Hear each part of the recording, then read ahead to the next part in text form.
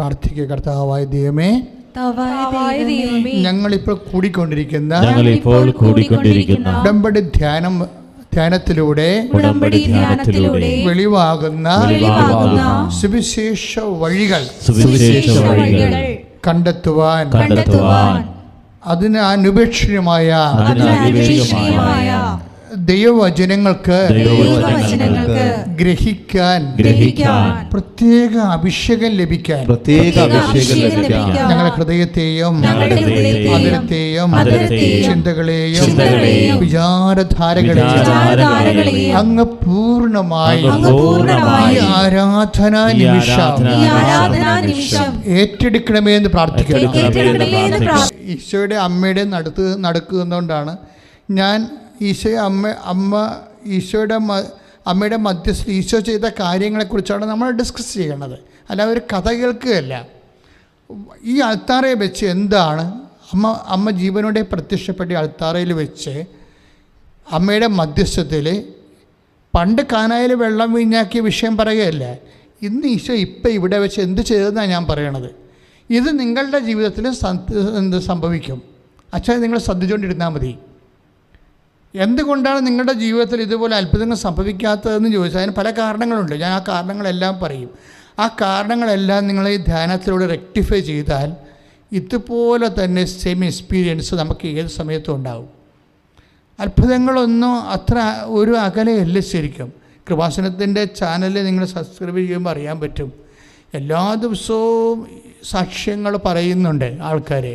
പഴയ നിയമത്തിൽ ദൈവത്തിൻ്റെ സാന്നിധ്യം വാഗ്ദാന പേടകത്തിൽ കുടികൊള്ളുന്നത്, ആ ദൈവസാന്നിധ്യമാകുന്ന കൃപാസനം, ആ ദൈവവചനം ഉൾക്കൊള്ളുന്ന കൃപാസനം എന്ന് പറയുന്ന സ്വർണ്ണ പേടകം ഒരു അനുഗ്രഹത്തിൻ്റെ ഒരു സ്ഥലത്തിരിക്കുമ്പോൾ 90 ദിവസമാണ് അതിരിക്കുന്നത്. പുതിയ നിയമത്തിൽ വരുമ്പോൾ പരിശുദ്ധ അമ്മയാണ്.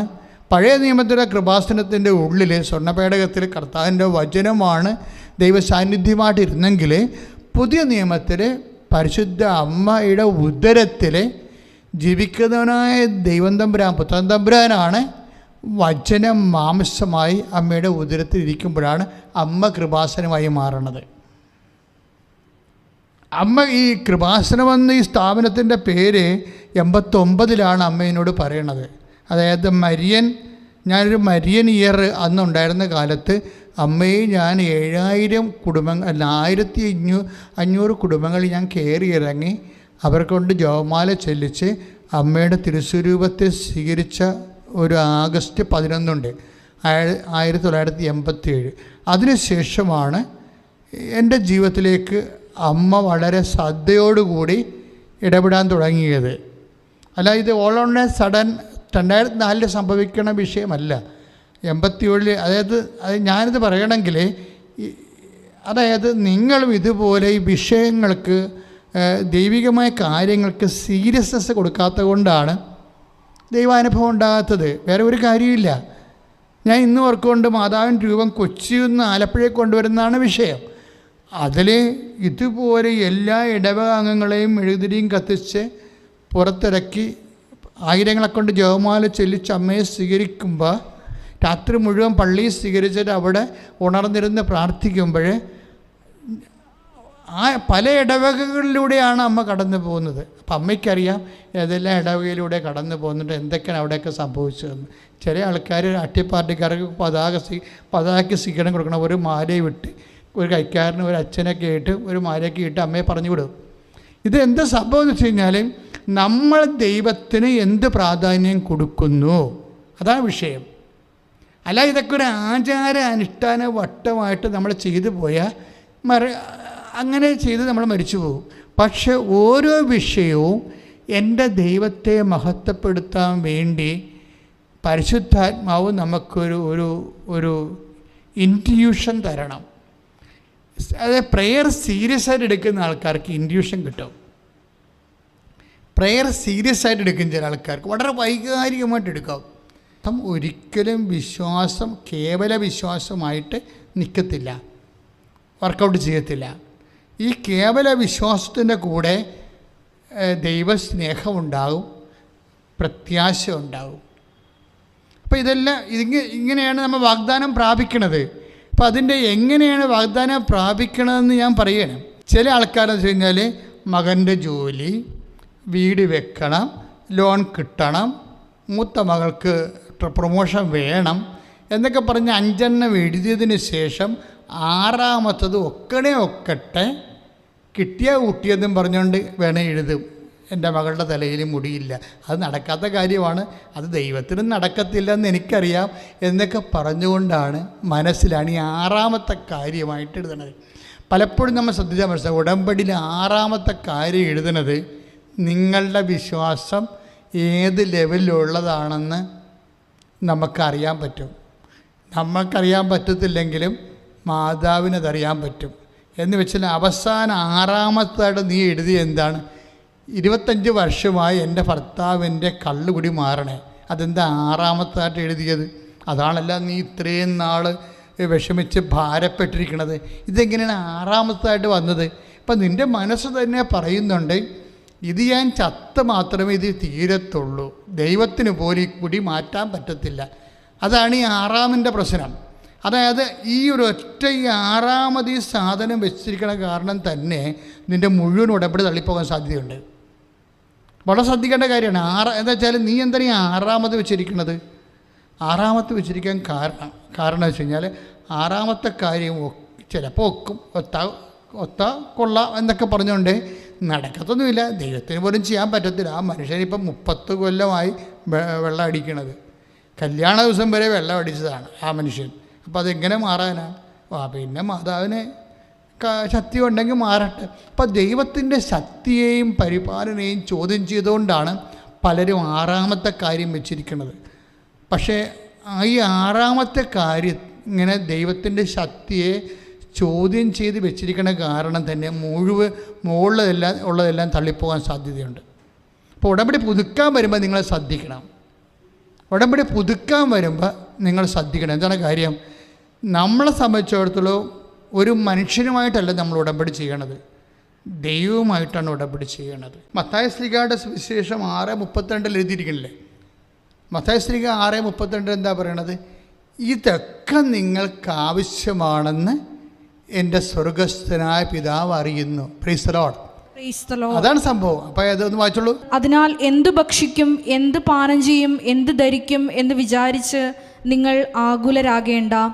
വിജാതീയരാണ് ഇവയെല്ലാം അന്വേഷിക്കുന്നത്. നിങ്ങൾക്കിവയെല്ലാം ആവശ്യമാണെന്ന് നിങ്ങളുടെ സ്വർഗീയ പിതാവ് അറിയുന്നു. അതാണ് ഇത് ഈ അപ്പം നിങ്ങൾ ഓർക്കും, ഇപ്പോൾ 6:31 എഴുതിയിരിക്കുന്നത് എന്ത് ഭക്ഷിക്കും, എന്ത് കുടിക്കും, എന്ത് ധരിക്കും എന്നുള്ള അടിസ്ഥാന ആവശ്യങ്ങൾ മാത്രമേ ഉള്ളൂ. അങ്ങനെയല്ല ഈശോ പറഞ്ഞിരിക്കുന്നത്. ഈശോ പറഞ്ഞിരിക്കുന്നത് അതെല്ലാം അടിസ്ഥാന ആവശ്യങ്ങളുടെ കൂടെ ബാക്കി വരുന്ന കുറേ ആവശ്യങ്ങളുണ്ട്. അതുകൊണ്ടാണ് ഈശോ 6:33 അത് കറക്റ്റ് ചെയ്ത് പറയുന്നുണ്ട്. മത്തായി ശ്ലീഹ 6:33 എന്താ എഴുതിയിരിക്കുന്നത്? നിങ്ങൾ ആദ്യം അവിടുത്തെ രാജ്യവും അവിടുത്തെ നീതിയും അന്വേഷിക്കുക. നിങ്ങൾ ആദ്യം അവിടുത്തെ രാജ്യവും അവിടുത്തെ നീതിയും അന്വേഷിക്കുക. അതോടൊപ്പം മറ്റുള്ളവയെല്ലാം നിങ്ങൾക്ക് ലഭിക്കും. മറ്റുള്ളവയെല്ലാം അവിടെയാണ് വിഷയം വേണ്ടത്. അവിടെ എന്ത് ഭക്ഷിക്കും, എന്ത് പാനം ചെയ്യും, എന്ത് ധരിക്കുമെന്നല്ല, മറ്റുള്ളവയെല്ലാം എന്ന് വെച്ചാൽ ഒരു ജീവിതത്തിന് ആവശ്യമായതെല്ലാം, ഒരു ജീവിതത്തിന് ആവശ്യമായതെല്ലാം. അത് അവർക്ക് തലമുടിയാണ് ആവശ്യമെങ്കിൽ അതും. വിശ്വാസത്തിന് നിലവാരം എന്ന് പറയണത് എന്താ? വിശ്വാസം എന്ന് പറയണത് സർവശക്തനായ ദൈവത്തിലാണ് വിശ്വസിക്കുന്നത്. നമ്മൾ വിശ്വാസ പ്രമാണം ചെല്ലുമ്പോൾ ആകാശത്തിൻ്റെയും ഭൂമിയുടെയും സൃഷ്ടാവും സർവശക്തനുമായ പിതാവിൽ വിശ്വസിക്കുകയാണ്. അപ്പം സൃഷ്ടാവിൽ മാത്രമല്ല നമ്മൾ വിശ്വസിക്കുന്നത്, പിന്നെ എന്താണ്? സർവശക്തനിലാണ് വിശ്വസിക്കുന്നത്. അപ്പോൾ നമ്മളെ സൃഷ്ടിച്ചപ്പോൾ ആ സൃഷ്ടികളിൽ എന്തെങ്കിലുമൊക്കെ പോരായ്മ ഉണ്ടെങ്കിൽ അത് പരിഹരിക്കാൻ ഉള്ള ഒരു ത്രെഡായിട്ടാണ് നമുക്ക് ഫെയ്ത്ത് തന്നിരിക്കുന്നത്. ഒരേ തരത്തിൽ ബുദ്ധിയും അതുപോലെ തന്നെ എഡ്യൂക്കേഷനുള്ള ആൾക്കാർക്ക് ഒരേ വരുമാനമാണ് ഇവിടെ കിട്ടുന്നത്? അല്ല. ഒരേ ബുദ്ധിയും ഒരേ ക്ലാസ്സും ഒരു എഡ്യൂക്കേഷനും ഉള്ളവർക്ക് ഒരു വരുമാനമാണ് കിട്ടുന്നത്? അല്ല. എന്താ കാര്യം? അവർക്കില്ലേ ചിലർക്ക് കിട്ടുന്ന സാഹചര്യങ്ങളെ അവരതിൻ്റെ അകത്ത് വ്യക്തിപരമായ അവരുടെ അനുഭവജ്ഞാനവും കമ്മിറ്റ്മെൻറ്റിൻ്റെ വിഷയമുണ്ടല്ലോ. ഇപ്പം ഡെഡിക്കേഷൻ എന്നല്ലേ പറയണത്. ഇപ്പം ഡെഡിക്കേഷൻ എന്നൊക്കെ പറയണത് പണ്ട് ദൈവവുമായിട്ട് ബന്ധപ്പെട്ടൊരു വാക്കായിരുന്നു ഡെഡിക്കേഷൻ, ഡിവോട്ടി എന്നൊക്കെ പറയുന്നത്. ഇന്ന് ഒരു സ്ത്രീ ഏതെങ്കിലും തരത്തിൽ ഒരു ഫിസിക്കലായിട്ട് ഒരു ഒരു നഗ്നതയൊക്കെ കാട്ടി അഭിനയിക്കേണ്ട റോള് കൊടുത്താൽ അതങ്ങനെ വളരെ സുന്ദരമായ രീതിയിൽ അഭിനയിച്ചു കഴിഞ്ഞാൽ സംവിധാനം എന്താ പറയണത്? അവർ ഭയങ്കര ഡെഡിക്കേറ്റഡ് ആണെന്ന് പറയും. ഒരു അക്ഷരങ്ങൾ ഒരു വാക്കിന് സംഭവിക്കുന്ന വ്യത്യാസം കണ്ടില്ലേ? ഒരു ഡെഡിക്കേഷൻ എന്ന് പറഞ്ഞ ദൈവികമായൊരു വാക്ക് ഇന്ന് ഉപയോഗിക്കുമ്പോൾ വരുമ്പോൾ അവർ ഭയങ്കര ഡെഡിക്കേറ്റഡ് അഭിനയിക്കുന്നത്. ഡെഡിക്കേറ്റഡ് അഭിനയിക്കുന്നത് എന്തിനാണ്? അപ്പോൾ ഇതുപോലെ ഈ ഡെഡിക്കേഷൻ ഒരു വിഷയമാണ്. എത്ര ബുദ്ധി ഈക്വലായാലും ശരി, ഡെഡിക്കേഷൻ എന്ന് വെച്ച് കഴിഞ്ഞാൽ അർപ്പണം, ആ വിഷയത്തെ അർപ്പണം വരുമ്പോൾ തന്നെ അർപ്പണം ഉള്ളവരുണ്ടാകും. ചിലർക്ക് ഉറങ്ങാൻ എനിക്കിഷ്ടം, ചില ആൾക്കാർക്ക് അത് എഴുന്നേറ്റിരുന്ന് വർക്ക് ചെയ്യാൻ എനിക്കിഷ്ടം. ആരായിരിക്കും രക്ഷപ്പെടുന്നത്? വർക്ക് ചെയ്യുന്നതിനായിരിക്കും രക്ഷപ്പെടുന്നത്. അപ്പോൾ ഡെഡിക്കേഷൻ ഒരു വിഷയമാണ്. അപ്പോൾ ദൈവത്തെക്കാളുപരി ദൈവം എല്ലാവരെയും അനുഗ്രഹിക്കുമ്പോൾ ഓരോരുത്തരും, പിന്നെ ബൈബിളനുസരിച്ചിട്ട് ആരാണ് സന്തോഷവാനെന്ന് നമുക്ക് പറയാൻ പറ്റത്തില്ലല്ലോ. ആരാണ് സന്തോഷവാൻ, ആരാണ് ആനന്ദം അനുഭവിക്കുന്നത്? എല്ലാ സമയത്തും നല്ല ആഹാരങ്ങൾ കിട്ടി നല്ല യാത്രകൾ ചെയ്യുന്ന ആൾക്കാരാണ് സന്തോഷവാൻ. അത് തൻ്റെ അധ്വാനം കൊണ്ട് കുടുംബത്തെ പുലർത്തി ഉള്ള ആഹാരം രുചികരമായിട്ട് കഴിക്കുന്നയാളാണ് സന്തോഷവാൻ. നമുക്ക് പറയാൻ പറ്റത്തില്ല, അതെല്ലാം സബ്ജക്റ്റീവ് കേസാണ്. പക്ഷെ നമ്മൾ പുറത്തു നിന്ന് നോക്കുമ്പോൾ അയാൾക്ക് അത്രയും വിഭവങ്ങളില്ല. പക്ഷെ നല്ല വിഭവങ്ങളുള്ള ആൾക്കാർക്ക് ദൈവാനുഗ്രഹം കൂടുതൽ, വിഭവമില്ലാത്തവർക്ക് കുറവെന്നൊക്കെ പറയണത് അത് തന്നെയല്ലേ ഏറ്റവും ഐക്യം എന്ന് പറയണത്. നിങ്ങളെ വിഭവം കുറവുള്ള ആൾക്കാരുടെ ജീവിതമെന്ന് നോക്കി അവരോട് ചോദിക്കണം, അവർ വളരെയേറെ ഹാപ്പിയാണ്. ഞാൻ എപ്പോഴും ഓർക്കുന്ന എൻ്റെ ജീവചരിത്രത്തിൽ എഴുതിയിട്ടൊരു കഥയുണ്ട്. കഥയല്ല, ശരിക്കും. അപ്പോൾ അന്ന് പോലെ ഞാൻ ശരിക്കും, അതായത് ഞാൻ സെമിനാരി പഠിക്കുമ്പോൾ ഞങ്ങൾക്ക് ലേബർ ഫോം എന്നും പറഞ്ഞൊരു സംഭവമുണ്ട്. ലേബർ ഫോം വെച്ചാൽ ഈ സോഷ്യൽ അവയർനെസ്സിന് വേണ്ടിയും അതുപോലെ സാമൂഹ്യ വികസനത്തിന് വേണ്ടി പ്രവർത്തിക്കുന്ന ഒരു സംഘടനയാണ്. ഞാനൊരിക്കൽ അതിൻ്റെ സെക്രട്ടറി ആയിരുന്നു.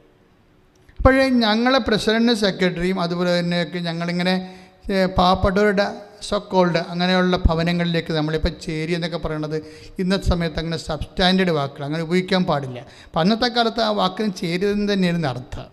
അപ്പോൾ ഞങ്ങൾ അങ്ങനെയുള്ള സ്ഥലങ്ങളിൽ, ആലുവയിൽ അങ്ങനെയുള്ള സ്ഥലങ്ങളിൽ പോയി. അപ്പോൾ ഒരു ദിവസം ഒരു വീട്ടിൽ ചെന്നപ്പോൾ അവിടുത്തെ അപ്പൂപ്പനാണ് ഒരു തെങ്ങും തടി, 2 തെങ്ങും തടി വെച്ച് ആണ്, കട്ടിലില്ല, തെങ്ങും തടിയിൽ എന്തോ ഒരു കയറ്റ് പായക്കിട്ട് മേലെ പായ കിടക്കുകയാണ്. അപ്പം ഞങ്ങൾക്ക് ഭയങ്കര സങ്കടം തോന്നി. എന്താ കാര്യം?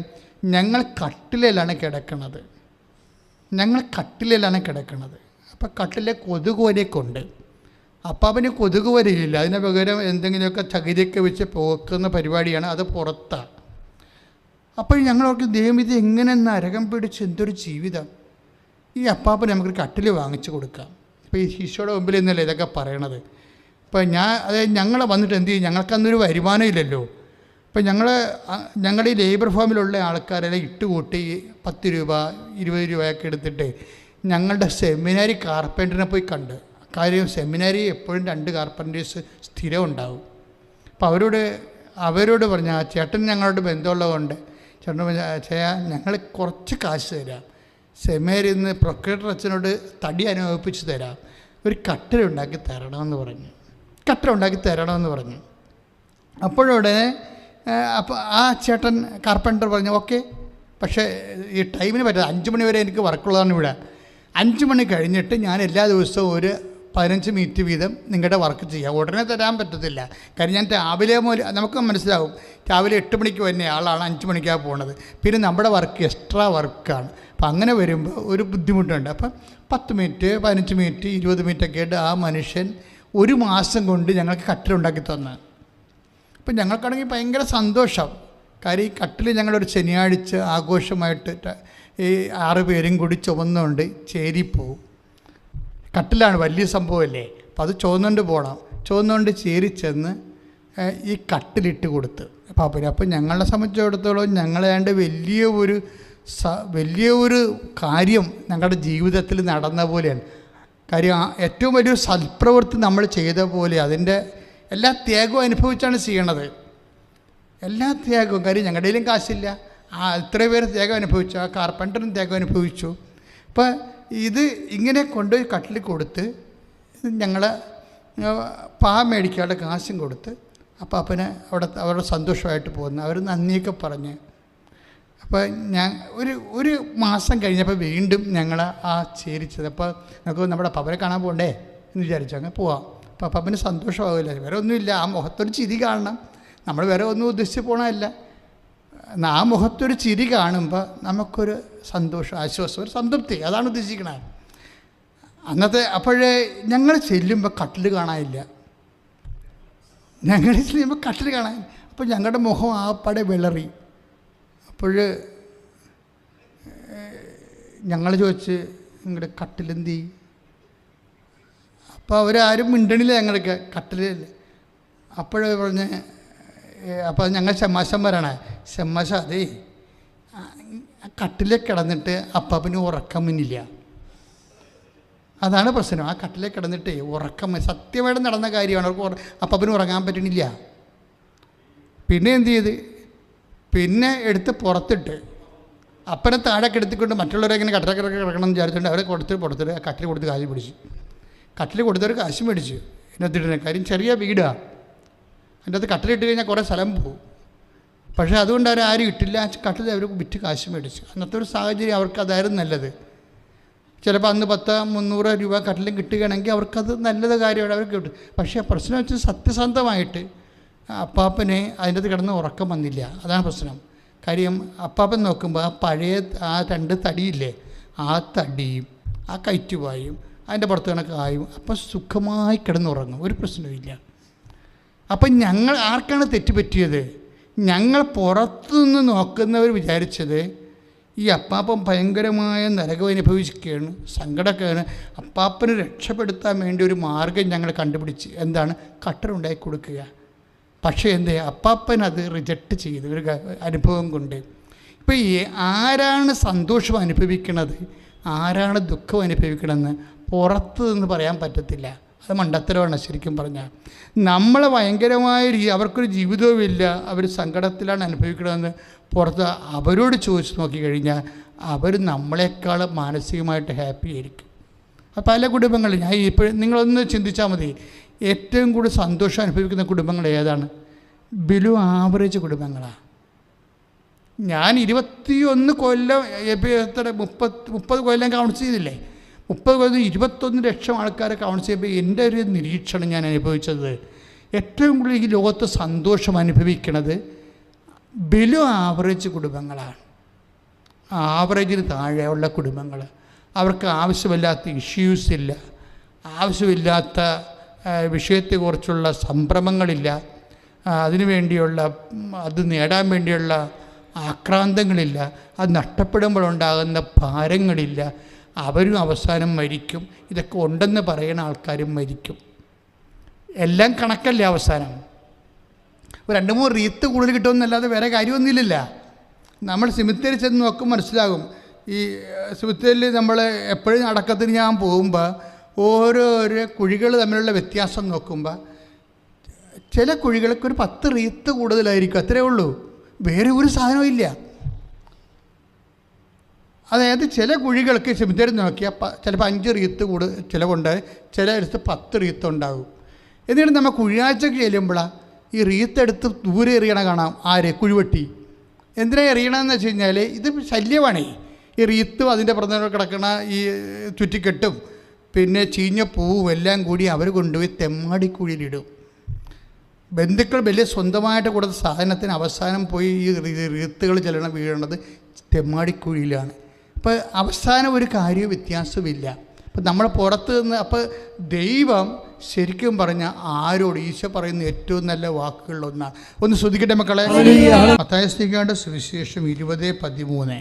മത്തായി സുവിശേഷം 20-13 തിരുവചനം. അവൻ അവരിൽ ഒരുവനോട് ഇങ്ങനെ മറുപടി പറഞ്ഞു, സ്നേഹിത, ഞാൻ നിന്നോട് ഒരനീതിയും ചെയ്യുന്നില്ല. ഒരു ധനാറയ്ക്കല്ലേ നീ എന്നോട് സമ്മതിച്ചിരുന്നത്. അതായത് ദൈവത്തിൻ്റെ ഒരു നിലപാട് ഇതാണ്. ദൈവത്തിൻ്റെ നിലപാടാണ് ഈശോ വ്യക്തമാക്കുന്നത്. അതായത് സ്നേഹിത, നിന്നോട് ഞാൻ ഒരു അനീതിയും ചെയ്തിട്ടില്ല. എന്താണ്? നീ ഒരു ധനാറയ്ക്കിനെ സംബന്ധിച്ചു, നിൻ്റെ കൂലി വാങ്ങിക്കൊണ്ട് പോവുക. അവസാനം വന്നവർക്കും ഒരു ധനാറ തന്നെ കൊടുക്കാനാണ് എൻ്റെ ആഗ്രഹമെങ്കിൽ എൻ്റെ സ്വത്ത് എനിക്കിഷ്ടമുള്ളവർ കൊടുക്കാൻ പാടില്ലേ എന്ന് വെച്ചാൽ ദൈവത്തിൻ്റെ ഭാഗത്തുനിന്ന് ഒരു അനീതിയും ചെയ്യണില്ല ദൈവം. പക്ഷെ അത് വിശ്വസിക്കാൻ മനസ്സിലാകത്തുള്ളൂ. അത് മനസ്സിലാക്കണമെങ്കിൽ പരിശുദ്ധാത്മാവ് എക്സ്ട്രാ വേണം. അവിടെയാണ് വിഷയം വേണ്ടത്. പരിശുദ്ധാത്മാവില്ലാത്ത ലോകത്താന്മാർ കാണുമ്പോൾ എല്ലാത്തിലും അനീതി കാണും. കാര്യം എന്താണ്? അവന് അത് കാണാനുള്ള പ്രത്യേകമായ ദൈവത്തിൻ്റെ മനസ്സറിയാനുള്ള. ഇപ്പം നമ്മളെ എഫേസ്യസ് ലേഖനം 1:18 ശ്രുതികട്ടെ ഹല്ലേലൂയ. എഫേസ്യസ് 1:18. ഏതു തരത്തിലുള്ള പ്രത്യാശയിലേക്കാണ് അവിടുന്ന് നിങ്ങളെ വിളിച്ചിരിക്കുന്നതെന്നറിയാനും വിശുദ്ധർക്ക് അവകാശമായി അവിടുന്ന് വാഗ്ദാനം ചെയ്തിരിക്കുന്ന മഹത്വത്തിന്റെ സമൃദ്ധി മനസ്സിലാക്കാൻ നിങ്ങളുടെ ആന്തരിക നേത്രങ്ങളെ അവിടുന്ന് പ്രകാശിപ്പിക്കട്ടെ. എന്ന് വെച്ച് കഴിഞ്ഞാൽ വിശുദ്ധർക്ക് അവിടുന്ന് നൽകുന്ന പ്രത്യാശയുടെ അടിസ്ഥാനം ദൈവത്തിൻ്റെ മഹത്വമാണ്. അതറിയാൻ നമുക്ക് എന്താണ്? ആന്തരിക നേത്രങ്ങളെ പ്രകാശിപ്പിക്കട്ടെ. അപ്പോൾ ദൈവികമായ പദ്ധതികൾ നമ്മൾക്കറിയണമെന്നുണ്ടെങ്കിൽ ഈ ആന്തരിക നേത്രങ്ങളെ പ്രകാശിപ്പിക്കണം. അതായത് ആന്തരിക നേത്രങ്ങളെ പ്രകാശിപ്പിക്കുന്നത് പരിശുദ്ധാത്മാവാണ്. ഇപ്പോൾ പരിശുദ്ധാത്മാവിലാണ്. ഇപ്പോൾ പരിശുദ്ധാത്മാവ് നിറയുമ്പോഴാണ് ദൈവം നീതിമാനാണെന്നുള്ള കാര്യവും നമുക്ക് മനസ്സിലാവുന്നത്. പിന്നെ എന്ത് ചെയ്യും? നമുക്ക് ഒന്നുകൂടി വായിച്ചോളൂ. ശ്രുതികട്ടെ ഹല്ലേലൂയ. ഏത് തരത്തിലുള്ള പ്രത്യാശയിലേക്കാണ് അവിടുന്ന് നിങ്ങളെ വിളിച്ചിരിക്കുന്നതെന്നറിയാനും വിശുദ്ധർക്ക് അവകാശമായി അവിടുന്ന് വാഗ്ദാനം ചെയ്തിരിക്കുന്ന മഹത്വത്തിന്റെ സമൃദ്ധി മനസ്സിലാക്കാനും നിങ്ങളുടെ ആന്തരിക നേത്രങ്ങളെ അവിടുന്ന് പ്രകാശിപ്പിക്കട്ടെ. അതായത് ഈ വചനത്തിൽ വരുന്ന, ഇപ്പം നമുക്കറിയാം, അച്ഛനിത് ഒന്ന് ഓർത്തുപോലും ഇല്ലാത്തൊരു വചനം ഈശോ തന്നതാണ് നമുക്ക്. പക്ഷേ ഇതിൻ്റെ വചനത്തിൽ വരുന്ന ദൈവികമായ കുറച്ച് വഴികളുണ്ട്. അതിലൊന്നെന്താണെന്ന് വെച്ച് കഴിഞ്ഞാൽ എഫേസ്യസ് ലേഖനമാണ് 1:18 നമ്മൾ വായിച്ചത്. വിശുദ്ധർക്ക് അവകാശമായി അവിടുന്ന് വാഗ്ദാനം ചെയ്തിരിക്കുന്ന മഹത്വം, നിത്യമഹത്വത്തെക്കുറിച്ച് പറയുകയാണ്. ഈ നിത്യമഹത്വത്തിൻ്റെ സമൃദ്ധി മനസ്സിലാക്കുന്നതിന് എന്ത് ചെയ്യണം? ആന്തരിക നേത്രങ്ങളെ പ്രകാശിപ്പിക്കണം. അപ്പോഴെന്താ ഇന്ന് പറയാൻ കാര്യം? ഈ ആന്തരിക നേത്രങ്ങൾ മനസ്സിലാക്കുമ്പോഴാണ് ഈ സഹനവും ആന്തരിക നേത്രങ്ങളും തമ്മിൽ കുറേ ബന്ധമുണ്ട്. നമ്മുടെ ഈ സബ്ജക്റ്റ് എന്താ? ശരിക്കും പറഞ്ഞാൽ നമ്മുടെ സബ്ജക്റ്റ് എന്താണ്? അതായത് ഉടമ്പടി, അത് വാഗ്ദാനത്തിൻ്റെ പ്രാർത്ഥനയാണ്. വാഗ്ദാനം എന്താണ്?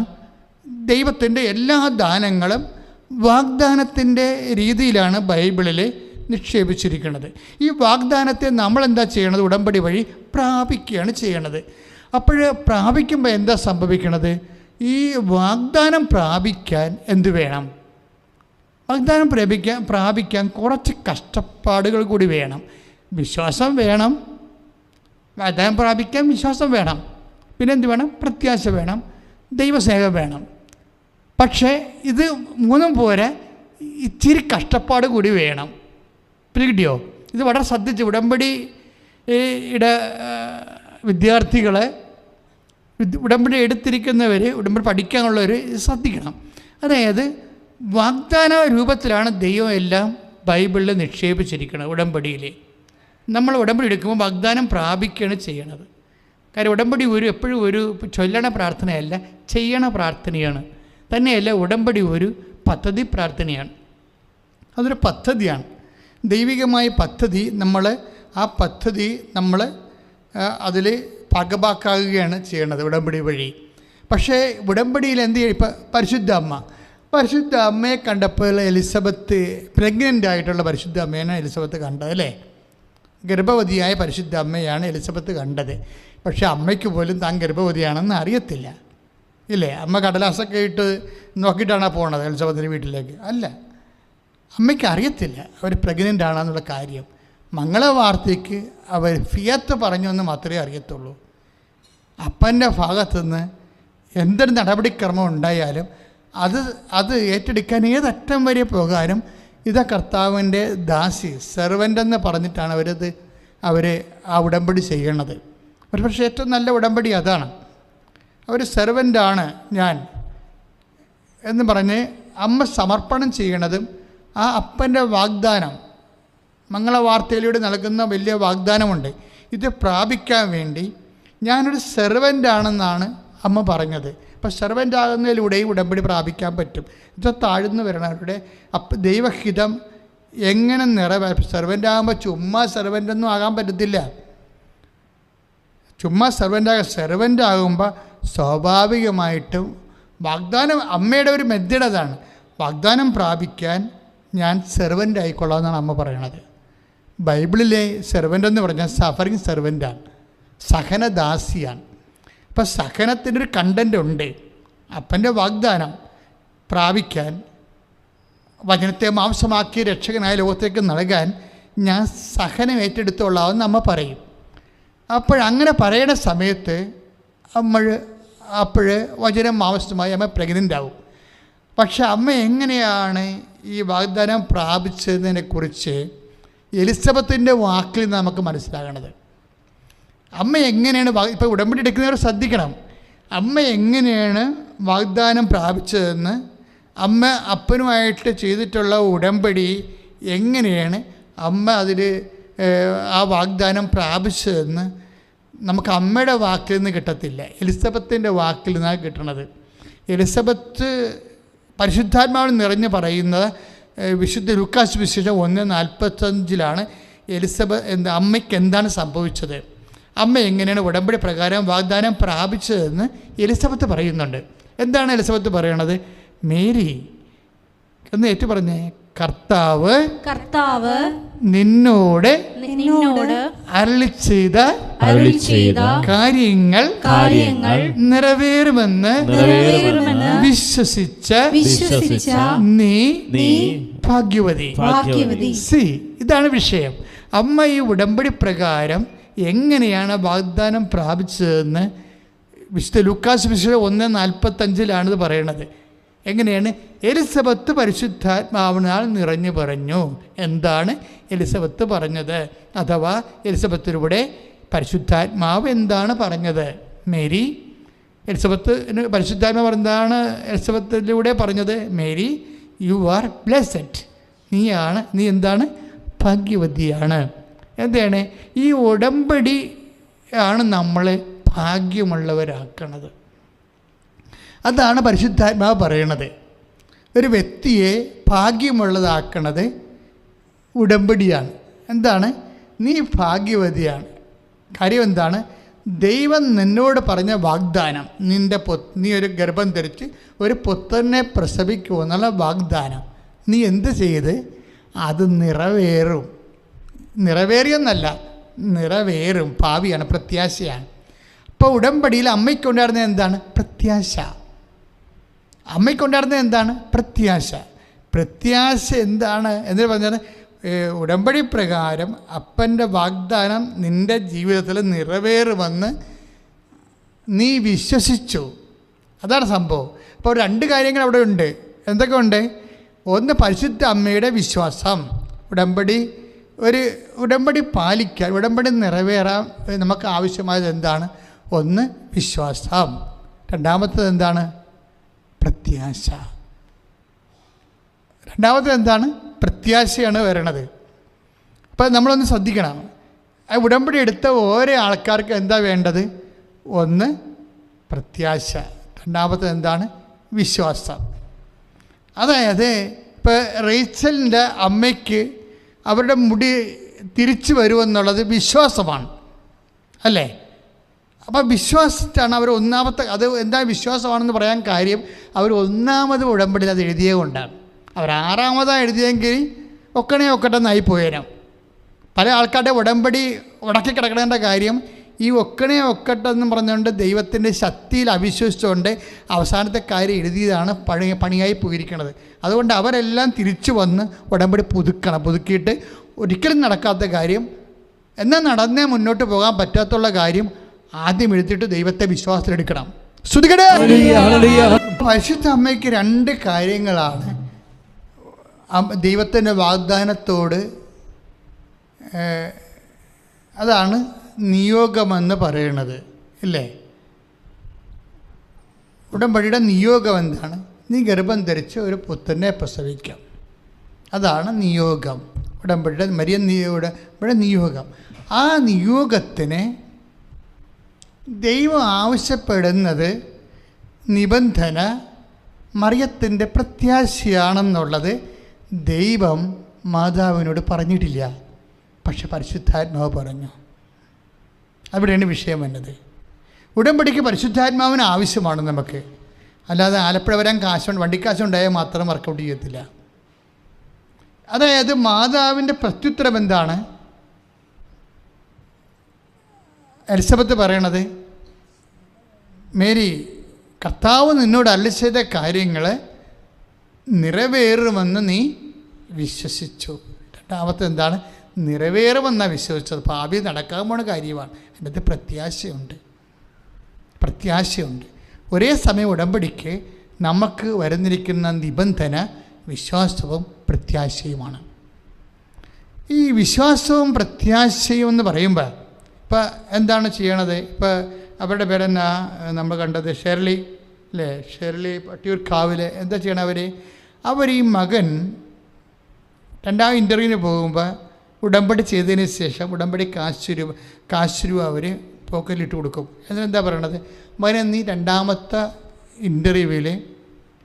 കമ്പനി ഇൻ്റർവ്യൂവിൽ, സ്കൂളിൻ്റെ ഇൻ്റർവ്യൂവിൽ നീ ജയിക്കും. അതെന്താണ്? ഷെർലിയുടെ പ്രത്യാശയാണ്, വിശ്വാസമുണ്ട് അതിൻ്റെ അകത്ത്, അല്ലേ? എന്താ കാര്യം വെച്ച് കഴിഞ്ഞാൽ ഈ എപ്പോഴും പഴയ ഉടമ്പടി എല്ലാം ചെയ്യണത് ആദ്യം ഒരു സ്തംഭം നാട്ടും, പിന്നെ അവർ ഉടമ്പടി ചെയ്യും, പിന്നെ അവർ ഭക്ഷണം കഴിക്കും. ഇതെല്ലാം സ്ഥിരീകരണത്തിൻ്റെ ഒരു ഇതാണ്. മരിയൻ ഉടമ്പടി നമ്മൾ സ്തംഭം നാട്ടുന്നതിന് പകരം നമ്മളെ കൊടുക്കുന്നത് ഉടമ്പടി കാശുരുവാണ് കൊടുക്കുന്നത്. ഉടമ്പടി കാശുരു എന്ന് സ്തംഭം നാട്ടണം എന്താണ്? പഴയ നിയമത്തിൽ കല്ലെടുത്ത് വെക്കും. ഉടമ്പടി ചെയ്ത് കഴിഞ്ഞാൽ ഒരു കല്ലെടുത്ത് വെക്കും, ഒരു കരിങ്കല്ല്. എന്നിട്ട് അതിന്മേ ഉടമ്പടി തൈലം ഒഴിക്കും. അപ്പോഴാണ് അത് ഓർമ്മക്കല്ലാണ്, സ്മാരകശില. അപ്പോൾ ഈ സ്മാരകശിലയുടെ ഉടമ്പടിയിൽ നിന്ന് നമുക്ക് കുറേ സംഭവങ്ങൾ മരിയൻ ഉടമ്പടിയിലുണ്ട്. ഉടമ്പടി തൈലം ഒരു സ്മാരകശിലയാണ്. പിന്നെ ഉടമ്പടി പത്രിക, പിന്നെ ഉടമ്പടി കാശുരൂപം, ഇങ്ങനെ കുറേ സ്മാരകശിലകളുണ്ട്. പക്ഷേ എന്താ സംഭവം? ഇതെല്ലാം ഈ ശില നാട്ടണം എന്തിനാണെന്ന് പഴയ നിയമത്തിൽ ഉടമ്പടി എടുക്കുന്നവർ, ഞാൻ യഹോവയുടെ നാമത്തിൽ ചെയ്ത ഉടമ്പടിയുടെ ഓർമ്മയാണതെല്ലാം. അതുകൊണ്ട് ഞങ്ങൾ നിർബന്ധമായിട്ട് പറയും, ഉടമ്പടി കാശുരൂപം പോകരുത് എന്ന് പറയും. കാശുരൂപം ആർക്കെങ്കിലും നഷ്ടപ്പെട്ടുണ്ടെങ്കിൽ, ഇൻ കേസ് അവർക്ക് കാര്യം അറിയാൻ പാടില്ലാതെ അല്ലെങ്കിൽ എങ്ങനെയെങ്കിലും പോയിട്ടുണ്ടെങ്കിൽ ഡാമേജ് ആയാൽ തിരിച്ചു കൊടുക്കും. കാര്യം അത് ഞങ്ങൾക്കറിയാം അതിൻ്റെ വില എന്താണെന്നറിയാം. അപ്പോൾ നിങ്ങൾക്കും അറിയണം. അതുപോലെ ഇത് ഉടമ്പടി പ്രകാരമുള്ള ഓർമ്മ ആയിട്ടുള്ള തിരുവസ്തുക്കളാണ് അതെല്ലാം. അപ്പം അത് നിങ്ങളതുപോലെ തന്നെയാണ് കരുതേണ്ടത്. ചില ആൾക്കാർക്ക് കരുതൽ കൂടുതലാണ്. വെച്ച് കഴിഞ്ഞാൽ ഉടമ്പടി കിട്ടിയിരിക്കുന്ന വസ്തു എന്താണെന്ന് ചിലർക്ക് വല്ലാണ്ടങ്ങോട്ട് അറിയാം. അവിടെയാണ് പ്രശ്നം. ചിലർക്ക് അറിയാം, ചിലർക്ക് വല്ലാണ്ടറിയാം എന്തെല്ലാമാണ് കിട്ടിയിരിക്കണമെന്ന്. ഏറ്റവും കൂടുതൽ കഷ്ടപ്പെടുന്നവർക്ക്, ഇതിനു വേണ്ടി ഇൻവെസ്റ്റ് ചെയ്യുന്നവർക്കാണ് ഏറ്റവും ക്വാളിറ്റി ആയിട്ടുള്ള സാക്ഷ്യങ്ങളുള്ളത്. കാര്യം നമ്മൾ ഉടമ്പടി നമ്മളെ പഠിപ്പിക്കുന്ന കുറേ പാഠങ്ങളുണ്ട്. ചില ആൾക്കാർ അടുത്ത ബസ് സ്റ്റോപ്പിൽ വന്ന് വെച്ചും പറയും ഞങ്ങൾക്ക് പോകണം എന്ന് പറഞ്ഞോട് വന്ന് ധൃതി ഉണ്ടാക്കും. അപ്പം ഞങ്ങൾ ചിലപ്പോൾ അടുത്ത 2 സ്റ്റോപ്പിൻ്റെ അപ്പുറത്തുള്ള ആൾക്കാരായിരിക്കും കൃപാസനത്തിന്. ഇപ്പം ഞങ്ങൾ എന്താ പറയണത് അവരോട്? ദയവായിട്ട് ഇവിടുന്ന് മാറി തരാമെന്നേ പറയത്തുള്ളൂ. അല്ലാതെ നിങ്ങൾ ഉടമ്പടി എടുക്കണം ഒന്നും പറയത്തില്ല. കാര്യം ഇവരെ കൊണ്ട് ഉടമ്പടി എടുത്തിട്ട് ദൈവത്തിനൊന്നും നേടായില്ലെന്ന് ഞങ്ങൾക്കറിയാം. കാര്യം അവർക്ക് അതിനകത്ത് ഇൻവെസ്റ്റ് ചെയ്യാൻ അവിടെ ഒന്നുമില്ല. ഉടമ്പടിക്ക് ഇൻവെസ്റ്റ് ചെയ്യേണ്ടത് എന്താണ്? ഉടമ്പടിയിൽ ഇൻവെസ്റ്റ് ചെയ്യണം. ഇപ്പോൾ സാക്ഷി വിട്ടിട്ടുണ്ട്, ചേർത്തലയിലുള്ള സാക്ഷിയാണ്, ആലപ്പുഴത്തെ സാക്ഷിയാണ്. അതിടാൻ കാര്യം എന്ന് വെച്ച് കഴിഞ്ഞാൽ വർഗീസ് എന്ന ആളാണ് സാക്ഷ്യം പറഞ്ഞിരിക്കുന്നത്. എന്താ ഇവിടെ പ്രശ്നം വെച്ച് കഴിഞ്ഞാൽ 40 വർഷമായിട്ട് അദ്ദേഹത്തിന് വഴിയില്ല, പുറത്തേക്ക് പോകാൻ വഴിയില്ല. ഇതിൻ്റെ അകത്ത് വരുന്ന വിഷയം എന്ന് പറയണത് ഇദ്ദേഹത്തിൻ്റെ 9 വീട്ടുകാരും ഉണ്ട് അടുത്ത്. അവർ വെള്ളത്തിലൂടെയാണ് പോകുന്നത്. അപ്പം ഞാനോർത്തു ഒട്ടൊപ്പം വെള്ളത്തിലാണ് പോകുന്നത്. ഇപ്പോൾ എല്ലാ മാസവും തന്നെ ഇത് വിഷയമുണ്ട്. അതായത് തണ്ണീർമുക്കം കായലിൽ കൂടെ ഉപ്പ് വെള്ളം കയറി വരുമ്പോൾ ഇവിടെ വീടിൻ്റെ വക കയറും. തണ്ണീർമുക്കം കായലിലൂടെ അദ്ദേഹം അത് പ്രത്യേകം പറയുന്നുണ്ട്, തണ്ണീർമുക്കം കായലിലൂടെ ഉപ്പ് കയറി വരുമെന്ന്.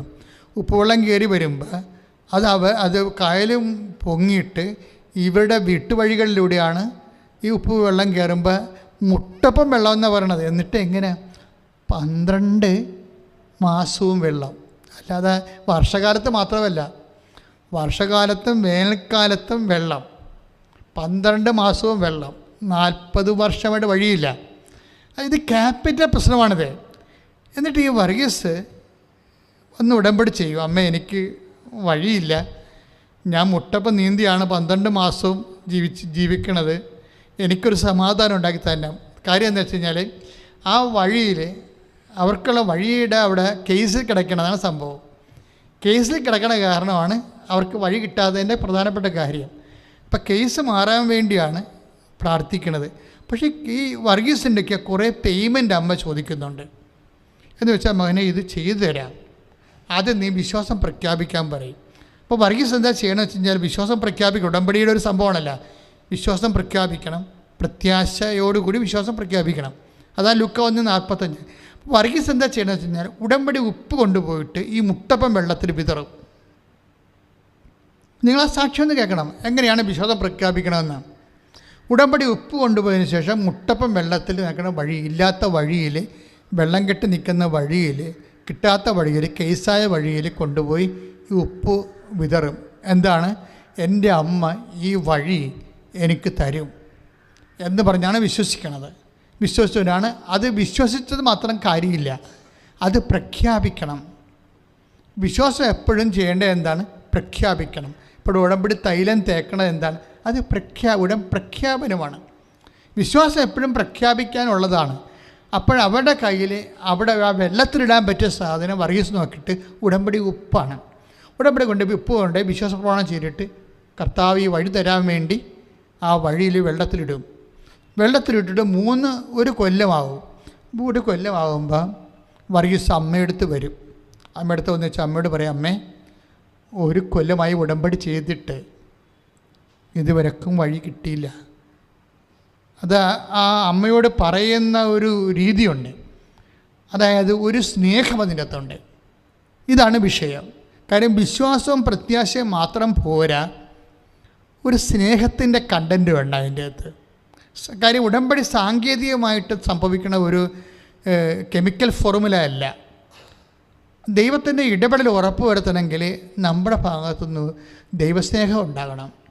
അപ്പോൾ വർഗീസ് കർത്താവിൻ്റെ അടുത്ത് നിന്ന് അമ്മയോട് വന്നിട്ടും അമ്മയോട് പറയാം, അമ്മേ അത് നമ്മുടെ വീട്ടിലെ അമ്മച്ചിയോട് പറയണ പോലെ ഉള്ള സ്നേഹത്തിൽ പറയാം, അമ്മേ ഉടമ്പടി എടുത്തിട്ട് 1 കൊല്ലമായി വരുന്നു, എനിക്ക് വഴി കിട്ടിയില്ല, എനിക്ക് വഴി കിട്ടാതെ ഇനി മുന്നോട്ട് പോകാൻ പറ്റത്തില്ല, അമ്മ എന്തെങ്കിലും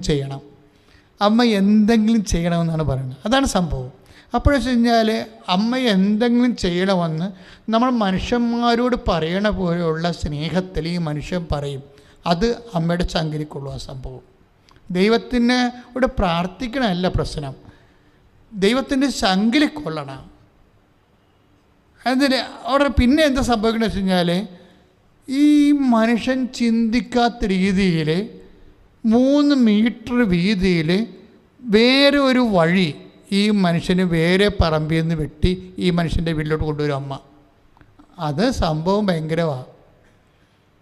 അത് പറയുമ്പോൾ അത് സാക്ഷ്യം എക്സ്പ്ലെയിൻ ചെയ്യുന്ന വ്യക്തി അവിടെ പറയുന്നുണ്ട്, ജോമളാണ് അത് എക്സ്പ്ലെയിൻ ചെയ്യണത്. അവർ പറയുന്നുണ്ട്, അതായത് നിങ്ങൾ ഉള്ളതാണത്. എന്താ വെച്ചാൽ യോശുവ 3 പറയാം, ഇതുവരെ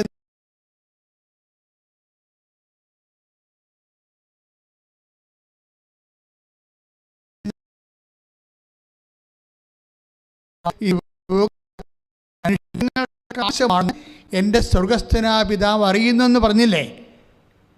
അതുപോലെ മനുഷ്യന് ആവശ്യമായതെല്ലാം വാഗ്ദാനത്തിലുള്ളതാണ്. അതാണ് ലൂക്ക 6, മത്തായി ശ്ലീഹ 6:32-33. എന്നുവെച്ചാൽ പുതിയൊരു വഴി വരികയാണ്. പുതിയ വഴി വെട്ടി വഴി വന്ന് റോഡായി. അത് പക്ഷേ അവർ ഒരു ഡിമാൻഡ് പറഞ്ഞു, വർഗീസ എന്നാണ് നിങ്ങളുടെ കേസ് തീരണത് അന്ന് നിങ്ങൾ വഴി ചേഞ്ച് ചെയ്ത് തരണം. നിങ്ങൾ ആ വഴി എടുത്തിട്ട് ഞങ്ങൾ തന്ന വഴി ഇങ്ങോട്ട് തിരിച്ചു തരണം. അത് ഒരു പുരേടവാണ്. അത് നല്ല കുറേ സെൻറ്റ് വഴികളാണ്. അപ്പോൾ അതെന്താ സംഭവിച്ചാൽ ഉടനെ അതോടുകൂടി വർഗീസ് പറയുകയാണ്, അത് വന്നോടുകൂടി കേസ് ജയിക്കുകയും ചെയ്ത് ആ വഴി പഴയ വഴി ഞങ്ങൾ കിട്ടുകയും ചെയ്തു. ഇനിയിപ്പോൾ എക്സ്ചേഞ്ച് ചെയ്യണ പ്രശ്നം മാത്രമേ ഉള്ളൂ.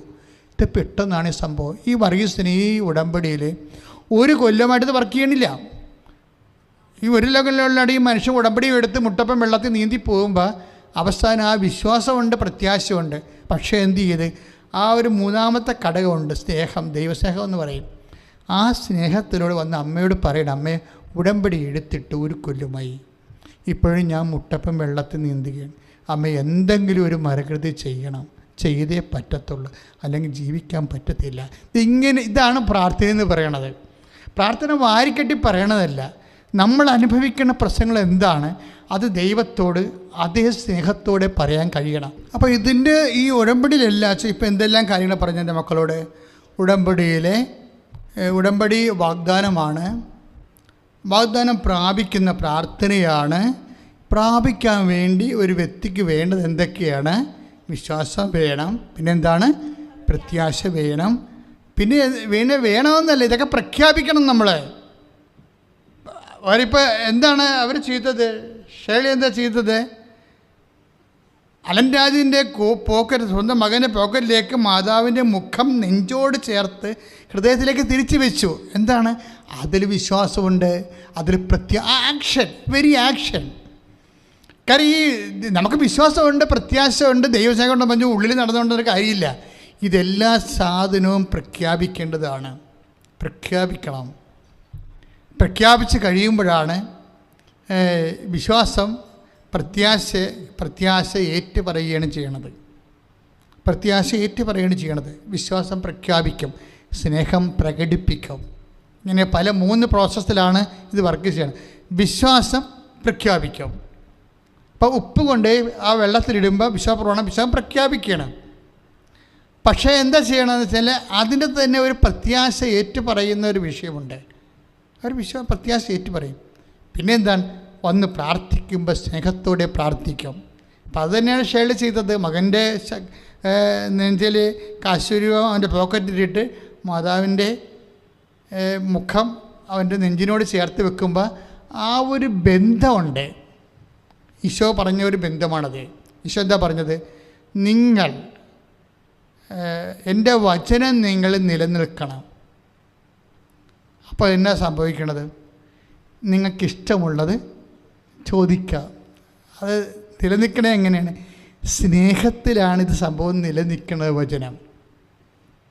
കാരണം സ്നേഹമില്ലെങ്കിൽ ഈ വചനം നിലനിൽക്കത്തില്ല. വചനം ഉണ്ടാകും, നിലനിൽക്കത്തില്ല. ഇപ്പോൾ 15:7 യോഹന്നാൻ്റെ സുവിശേഷമില്ലേ? യോഹന്നാൻ്റെ 15:7 ശ്രദ്ധിക്കട്ടെ. ഹല്ലേലൂയ. നിങ്ങൾ എന്നെ വസിക്കുകയും എൻ്റെ വാക്കുകൾ നിങ്ങളിൽ നിലനിൽക്കുകയും ചെയ്യുന്നെങ്കിൽ ഇഷ്ടമുള്ളത് ചോദിച്ചുകൊള്ളുക, നിങ്ങൾക്ക് ലഭിക്കും. അതെന്ത്? അപ്പോൾ ഈശോ എന്താ പറയണത്?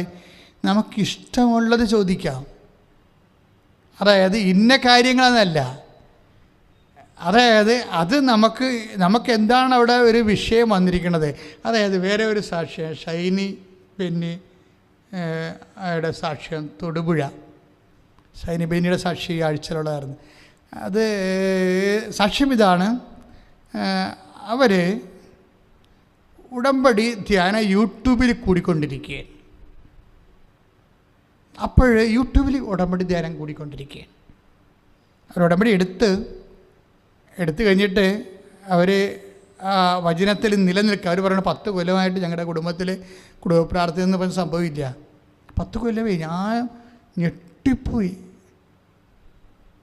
അതായത് പ്രത്യേക സാഹചര്യത്തിൽ, അതായത് ഒരിക്കൽ കുടുംബ പ്രാർത്ഥന അല്ലെങ്കിൽ ഞായറാഴ്ച കുർബാനയൊക്കെ മുടങ്ങിയാൽ അത് വീണ്ടും വീണ്ടും മുടങ്ങാനുള്ള സാധ്യത കൂടിക്കൊണ്ടേയിരിക്കും.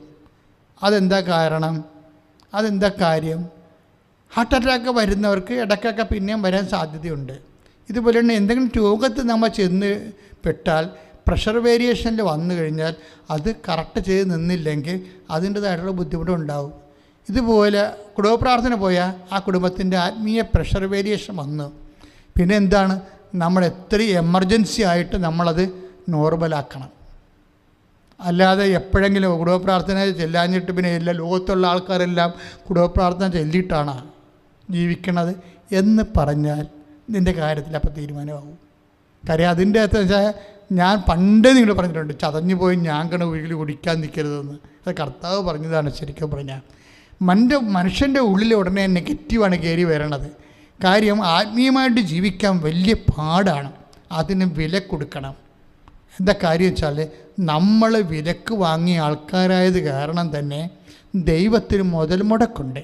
അപ്പോൾ ദൈവത്തെ കൂടെ നിർത്താൻ നമുക്ക് മുതൽ മുടക്കുണ്ടാകും. ശ്രുതികട്ടെ ഹല്ലേലൂയ. കർത്താവിൻ്റെ വചനത്തിൻ്റെ ഒരു നിലപാട് കണ്ട ഒന്ന് കുറേ 6:20 എന്താണ്? നിങ്ങൾ വിലക്ക് വാങ്ങപ്പെട്ടവരാണ്.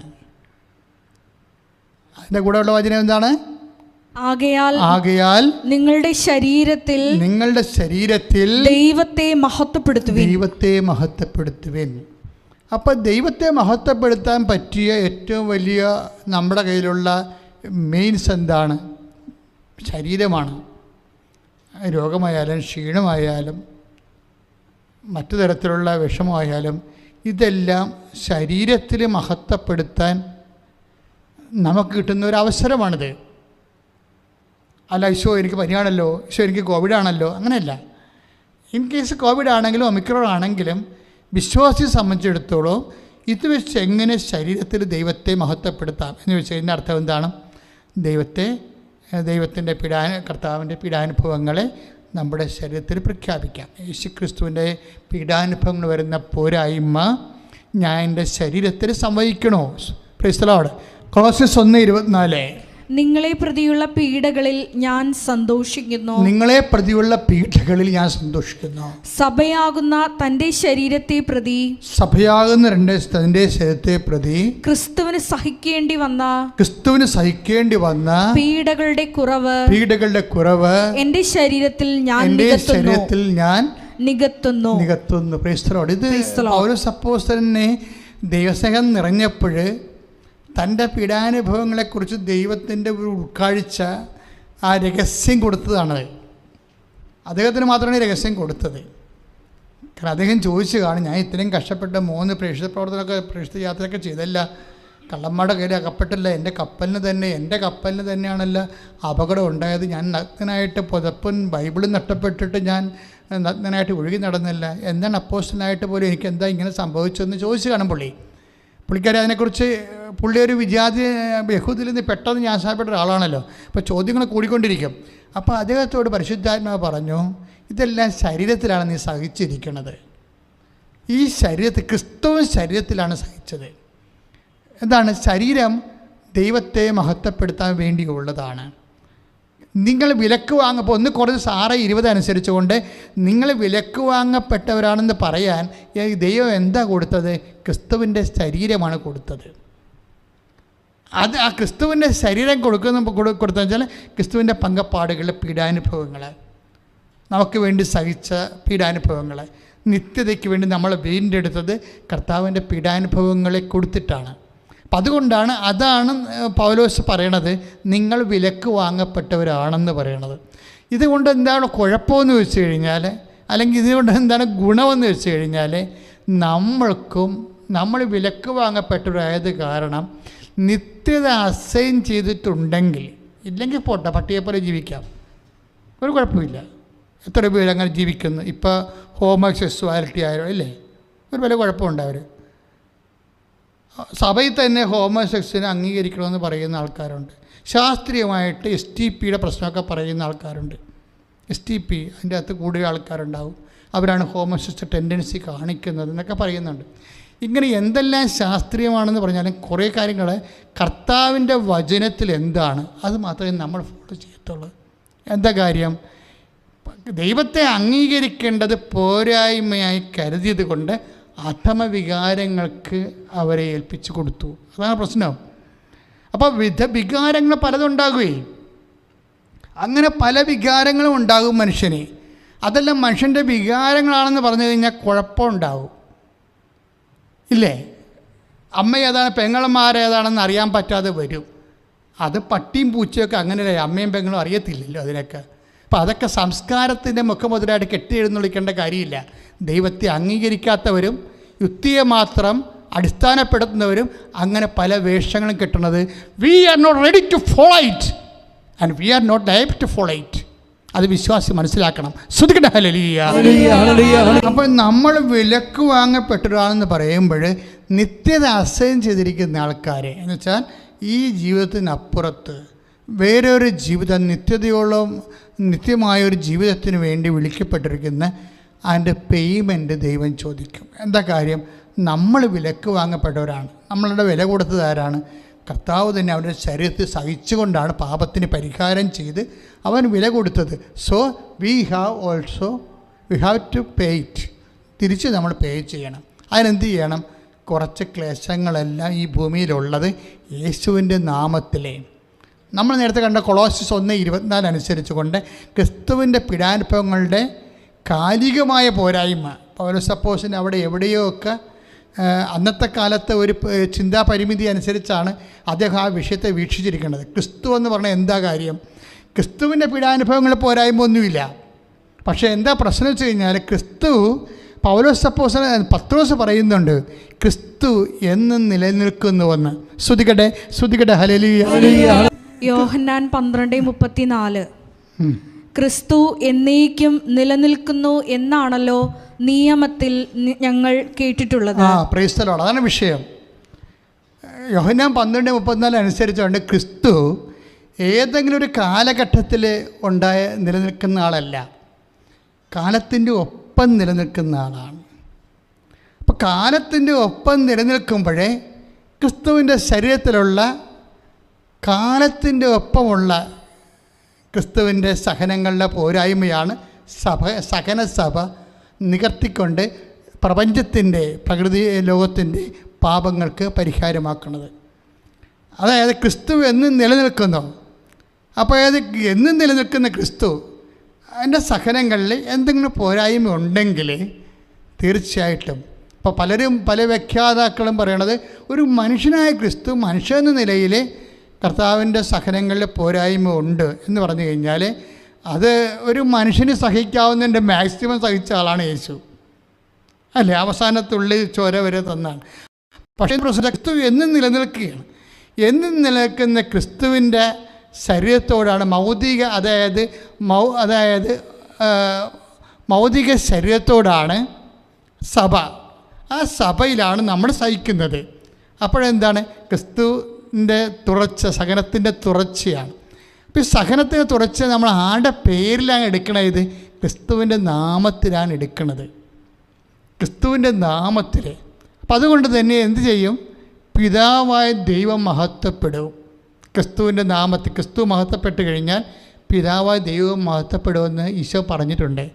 അപ്പോൾ അതിലൂടെയാണ് മഹത്വത്തിലേക്ക് നമ്മളെ ഒരു തീർത്ഥയാത്രയാണ്, മഹത്വത്തിൻ്റെ തീർത്ഥയാത്രയാണ് ശരിക്കും പറഞ്ഞാൽ ക്രൈസ്തവൻ്റെ ഈ ലോകത്തെ ജീവിതവും അവൻ്റെ പ്രതികൂലമായ ജീവിതാനുഭവങ്ങളും. അതൊരു വിശ്വാസിയെ സംബന്ധിച്ചിടത്തോളം വിശ്വാസം പ്രഖ്യാപിക്കാൻ, പ്രത്യാശ ഏറ്റുപറയാൻ, സ്നേഹം പ്രകടിപ്പിക്കാനുള്ള ദൈവത്തിൻ്റെ പദ്ധതിയുടെ ഭാഗമായിട്ടാണ് ഒരു വിശ്വാസി എടുക്കുന്നത്. ദാറ്റ് മീൻസ് ഉടമ്പടിയാ ഈ കാര്യങ്ങൾക്കെല്ലാം ഉടമ്പടി പുതിയ അർത്ഥം നൽകുന്നതാണ് ഉടമ്പടിയുടെ വിജയം. എന്താ അർത്ഥം എന്ന് പറഞ്ഞാൽ വിജയം തന്നെ ചില സമയത്തൊക്കെ ഒരു കഷ്ടപ്പാടുകളുടെ ഒരു അംശം ഉണ്ടാവും. കാര്യം എന്താണ് കാര്യത്തിൽ എന്താണ് കഷ്ടപ്പാടിൻ്റെ അംശം ഉണ്ടാകാൻ കാരണം? കഷ്ടപ്പാടല്ല, ഇപ്പോഴ് നമ്മൾ 1-ാം ക്ലാസ് പാസ്സാകണേ, പക്ഷേ നമ്മൾ IAS പാസ്സാകണേ. അപ്പോൾ IAS 1-ാം ക്ലാസ്സിൽ ഇരിക്കുന്നതിനെ സംബന്ധിച്ചിടത്തോളം IAS കഷ്ടപ്പാടാണ്. IASകാരന് IAS കഷ്ടപ്പാടല്ല, എങ്ങനെയെങ്കിലും പരീക്ഷ വരാമെന്ന് കൊതിക്കുക. അവിടെ വിഷയം കഷ്ടപ്പാടെന്ന് പറയണത് വ്യക്തിപരമാണത്. ഈ കൊടുത്ത പോയിന്റ് മനസ്സിലായില്ലേ? അതായത് 1-ാം ക്ലാസ്സുകാരന് IAS കഷ്ടപ്പാടാണ്, IASകാരൻ റാങ്ക് ഹോൾഡറിന് കഷ്ടപ്പാടല്ല. കാര്യം എന്താണ്? അവൻ്റെ കലിബർ തെളിയിക്കാനുള്ള അവസരമാണ്. എല്ലാ കഷ്ടതകളും അവസരങ്ങളാകണത് അങ്ങനെയാണ് എന്ന് വെച്ചാൽ അതിൻ്റെ അർത്ഥം എന്താണെന്ന് വെച്ച് കഴിഞ്ഞാൽ അതിനുള്ളൊരു അഭിഷേകം കിട്ടിക്കഴിഞ്ഞാൽ ഈശോ എന്താ പറഞ്ഞത്? ഗർഭിണിക്ക് പ്രസവ വേദന വരും പോലെയാണ് നമ്മുടെ ജീവിതത്തിൻ്റെ ദുഃഖങ്ങളെന്ന് ഈശോ പറഞ്ഞത്. അപ്പം ക്രിസ്തുവിന് ശേഷമാണ് അത് ഗർഭിണിയുടെ വേദനയായിട്ട് വരണത്. അല്ലെങ്കിൽ നാട്ടുകാരുടെ തല്ലുകൊള്ളവൻ്റെ വേദന അല്ല നമ്മുടെ ദുഃഖം, ഗർഭിണിയുടെ വേദന എന്ന് ഈശോ പറഞ്ഞത്. യോഹന്നാൻ 16:21 അധ്യായം 21 വാക്യം വായിച്ചോളൂ. സ്ത്രീക്ക് പ്രസവവേദന ആരംഭിക്കുമ്പോൾ അവളുടെ സമയം വന്നതുകൊണ്ട് അവൾക്ക് ദുഃഖമുണ്ടാകുന്നു. എന്നാൽ ശിശുവിനെ പ്രസവിച്ചു കഴിയുമ്പോൾ ഒരു മനുഷ്യൻ ലോകത്തിൽ ജനിച്ചതുകൊണ്ടുള്ള സന്തോഷം നിമിത്തം ആ വേദന പിന്നീട് ഒരിക്കലും അവൾ ഓർമ്മിക്കുന്നില്ല. അതായത് നമുക്കൊരു ദുഃഖം ഉണ്ടാകണമെങ്കിൽ തീർച്ചയായിട്ടും ദുഃഖം ഉണ്ടാകുമ്പോൾ നമുക്ക് ദുഃഖം തന്നെയാണത്. പക്ഷേ നിത്യത നമ്മൾ അനുഭവിച്ച് കഴിയുമ്പോൾ നമ്മൾ ഭൂമിയിൽ അനുഭവിച്ച ദുഃഖങ്ങളെക്കുറിച്ച് നമ്മൾ ഓർക്കത്തില്ല. കാര്യം വെച്ച് കഴിഞ്ഞാൽ എന്താ പ്രശ്നം വെച്ചാൽ നിത്യതയ്ക്ക് വേണ്ടി അത് വാഗ്ദാനമാകുമ്പോഴാണ് ഇവിടെ കഷ്ടപ്പാട് നമുക്ക് കഷ്ടപ്പാടായിട്ട് തോന്നുന്നത്. മനസ്സിലായില്ലേ? കഷ്ടപ്പാടിന് രോഗം, ക്ഷീണം. കാര്യം ഞാനിത് പറയുമ്പോൾ ഞാൻ ചുമ്മാ ഇങ്ങനെ സ്പെക്കുലേറ്റീവായിട്ട് പറയണില്ല. കുഞ്ഞുനാൾ തൊട്ട് രോഗിയാണ് ഞാൻ. എല്ലാ കാലഘട്ടങ്ങളിലെ രോഗങ്ങൾ വന്നപ്പോൾ ഞാൻ ആ രോഗത്തോട് കൈവരിച്ചിട്ടൊരു നിലപാടുണ്ട്. അതെന്നെ കർത്താവ് പഠിപ്പിച്ച നിലപാടാണ്. തെദേവ് എന്ന് പറയുന്ന ആത്മകഥയിൽ അതെല്ലാം ഞാൻ രേഖപ്പെടുത്തിയിട്ടുണ്ട്. എങ്ങനെയാണ് ഒരു വിശ്വാസി ഈ വിഷയങ്ങളെല്ലാം കാണുന്നത്. പക്ഷേ അവൻ്റെ മനസ്സിൽ ഒരു ചിന്ത ഉണ്ട്. എന്താണ് അത്? റോമ 1:18 എന്താണ്? നമുക്ക് വെളിപ്പെടാതിരിക്കുന്ന മഹത്വത്തെക്കുറിച്ച് ഓർക്കുമ്പോൾ പ്രൈസ് ദി ലോർഡ് സ്തുതിക്കട്ടെ. റോമ 8:18 നമുക്ക് വെളിപ്പെടാനിരിക്കുന്ന മഹത്വത്തോട് തുലനം ചെയ്യുമ്പോൾ ഇന്നത്തെ കഷ്ടതകൾ നിസ്സാരമാണെന്ന് ഞാൻ കരുതുന്നു. ഈ മനുഷ്യന് എല്ലാവിധ രോഗങ്ങളുണ്ടായിരുന്ന ആളാണ്. ആർക്ക്? പൗലോസ് അപ്പോസ്തലനെ. അപ്പോൾ രോഗത്തിൻ്റെ ഇടയ്ക്കും ദാരിദ്ര്യം അനുഭവിച്ചിട്ടുണ്ട്, പട്ടിണി അനുഭവിച്ചിട്ടുണ്ട്, കടലിൽ ഒഴുകി നടന്നിട്ടുണ്ട്, കള്ളന്മാർ കൈ മേടിച്ചിട്ടുണ്ട്. ഇങ്ങനെ കുറേ കാര്യങ്ങൾ 8:35 പറയുന്നുണ്ട്. റോമ 8:35 ഇത് ഈ വചനം ഇപ്പോൾ 8:18 തോന്നുന്നു. 8:18 നിന്ന് നമ്മൾ 35 കയറുമ്പോൾ ഈ മനുഷ്യന് എല്ലാ കാര്യവും പറയും, എന്തെല്ലാം അനുഭവിച്ചിട്ടുണ്ടെന്ന്. ക്രിസ്തുവിൻ്റെ സ്നേഹത്തിൽ നിന്ന് ആര് നമ്മെ വേർപെടുത്തും?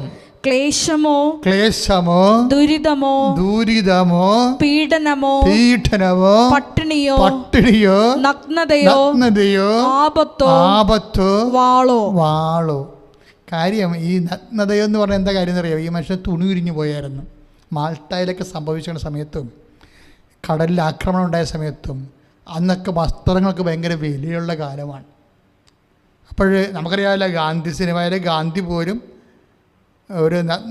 ഒരു വസ്ത്രം അലക്കണ സ്ത്രീക്ക് അവൾക്ക് ആ ഒരു വസ്ത്രം മാത്രമേ ഉള്ളൂ. അത് വെച്ചുകൊണ്ടാണ് അവൾ ഓരോ ഭാഗം അലക്കിക്കൊണ്ടിരിക്കുകയാണ്.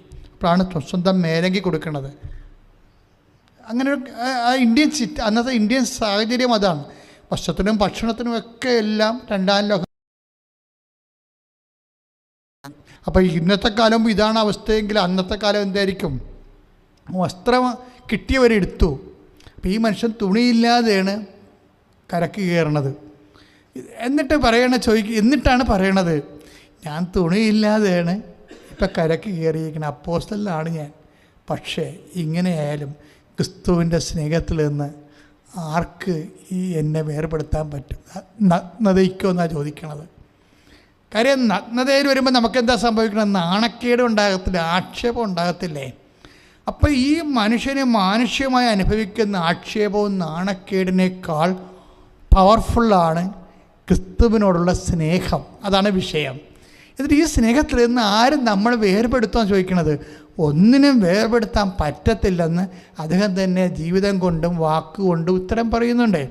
ഇത് തന്നെയാണ് ഒരു വിശ്വാസിയെ സംബന്ധിച്ചിടത്തോളം പല കാര്യങ്ങളും വിശ്വാസി കേൾക്കാത്തതിൻ്റെ കാരണം ഈ നിത്യതയ്ക്ക് വേണ്ടിയുള്ള ഒരു യാത്രയായത് കാരണമാണ്. ഇപ്പോൾ ഇന്ന് സഭയിൽ കുറേ തരത്തിലുള്ള വിഷയങ്ങൾ ഓരോ തരത്തിൽ വരുന്നുണ്ട്. അജ്ഞാനികളിൽ നിന്നും വേദഗ്രന്ഥം അറിയാത്തവരിൽ നിന്നും വിശ്വാസി എന്താണ്, ഈശോ ആരാണെന്നും അറിയാൻ പാടില്ലാത്ത വിജാതിയിൽ നിന്നും ഒക്കെ പലതരത്തിലുള്ള ആക്ഷേപങ്ങളൊക്കെ വരുന്നുണ്ട്. നമ്മളിതിനൊക്കെ മറുപടി കൊടുക്കാൻ നടക്കുകയാണ്. അതിന് മറുപടി കൊടുക്കുന്ന വലിയ ക്യാമ്പയിൻസ് ഉണ്ടായിക്കൊണ്ടിരിക്കുകയാണ്. മറുപടി കൊടുക്കണ്ട എന്നല്ല പറയണത്, പക്ഷേ വിശ്വാസം വിശുദ്ധീകരിക്കപ്പെടണം, അത്രയേ ഉള്ളൂ. തർക്കങ്ങൾ ഉണ്ടാക്കിയിട്ട് കാര്യമില്ല. ആദിമസഭ എന്താ ചെയ്തത്? ആദിമസഭ ഇപ്പോൾ തീത്തോസിൻ്റെ 3:9 ശ്രുതികട്ടെ ഹല്ലേലൂയ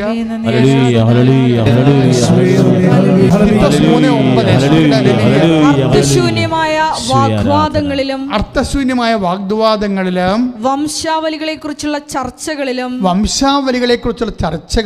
കലഹങ്ങളിലും നിയമത്തെക്കുറിച്ചുള്ള വചനത്തെക്കുറിച്ചുള്ള തർക്കങ്ങളിൽ നിന്ന് ഒഴിഞ്ഞു നിൽക്കുക. ആവശ്യമില്ലാത്ത തർക്കത്തിനൊന്നും പോകണ്ടെന്ന് പറയണേ, അവിടെ കിടന്ന് പറയട്ടെ. അപ്പം നമ്മളൊന്നും ചെയ്യണ്ടേ എന്ന് ചോദിച്ചു കഴിഞ്ഞാൽ നമ്മൾ എന്ത് ചെയ്യണം എന്നുള്ളത് പത്രോസ് പറയുന്നുണ്ട്. 1 പത്രോസിൻ്റെ 3:15 നമ്മളൊന്നും ചെയ്യേണ്ടെന്നല്ല, നമ്മൾ എന്താണ് ചെയ്യേണ്ടതെന്ന് വിശുദ്ധ പത്രോസ് പറയുന്നുണ്ട്. ക്രിസ്തുവിനെ കർത്താവായി നിങ്ങളുടെ ഹൃദയത്തിൽ പൂജിക്കുവിൻ. Price the Lord. അതാണ് സംഭവം. ഒന്ന്, നിങ്ങൾക്കുള്ള പ്രത്യാശയെപ്പറ്റി വിശദീകരണം ആവശ്യപ്പെടുന്ന ഏവരോടും മറുപടി പറയാൻ സദാ സന്നദ്ധരായിരിക്കുവിൻ. Price the Lord. എന്ന് വെച്ചാൽ എന്താണ് നമ്മൾ വിശ്വാസികൾ എക്കാലവും ചെയ്യേണ്ടത്? എന്താണ്? അതായത് നമ്മൾ സയൻസ് വെച്ച് തർക്കിക്കുന്നു, അല്ലേ? വേറെ പല കാര്യങ്ങൾ വെച്ച് നമ്മൾ തർക്കിക്കുകയാണ്.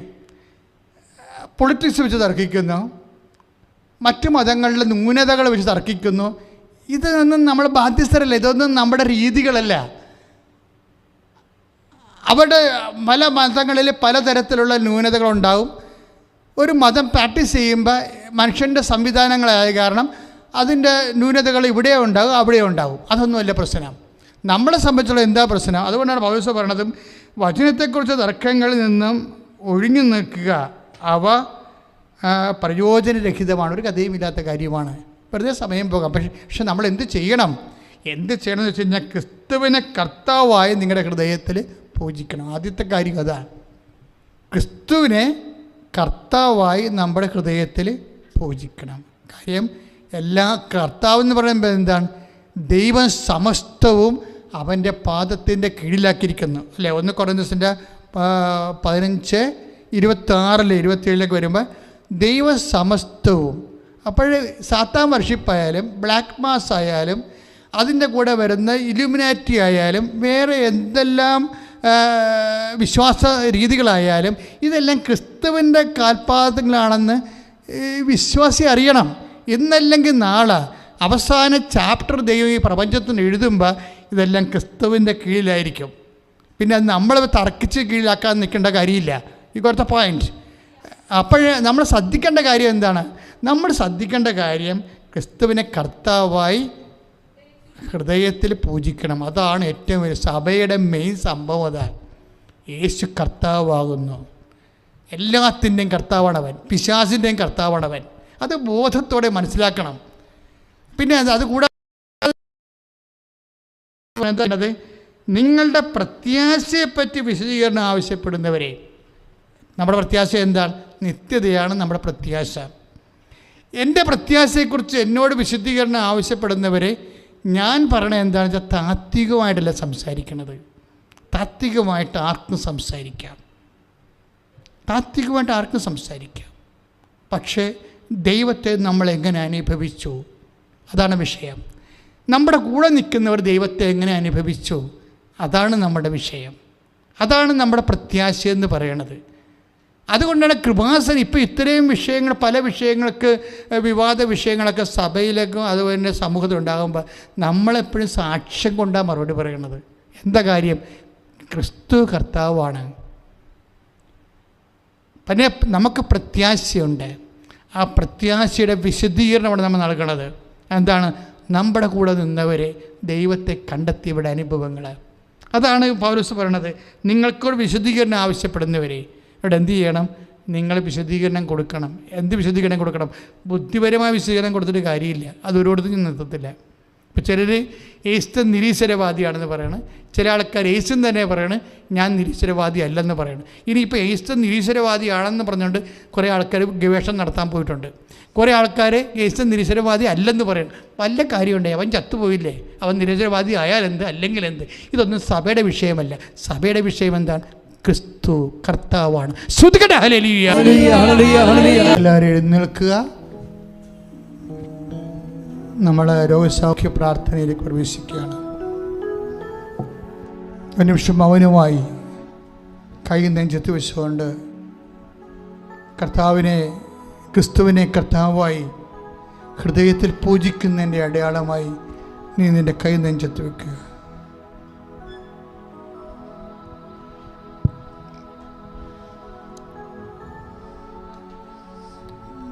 നല്ലവൻ ഐശ്വര്യ നിന്റെ ഉന്നതമായ നാമത്തിന് സ്വസ്ത്രം ചെയ്യും. കർത്താവ് നിന്റെ ഉന്നതമായ നാമത്തിന് സ്വസ്ത്രം ചെയ്യുന്നു. കർത്താവ് ഈ നിമിഷം മുഴുവൻ ഞങ്ങൾക്ക് ആവശ്യമായ വചനങ്ങൾ നീ ഞങ്ങൾക്ക് നൽകി. അങ്ങയുടെ വചനങ്ങൾ കേട്ട് ഞങ്ങൾക്ക് അഭിഷേകം പ്രാപിച്ചിരിക്കുന്നു.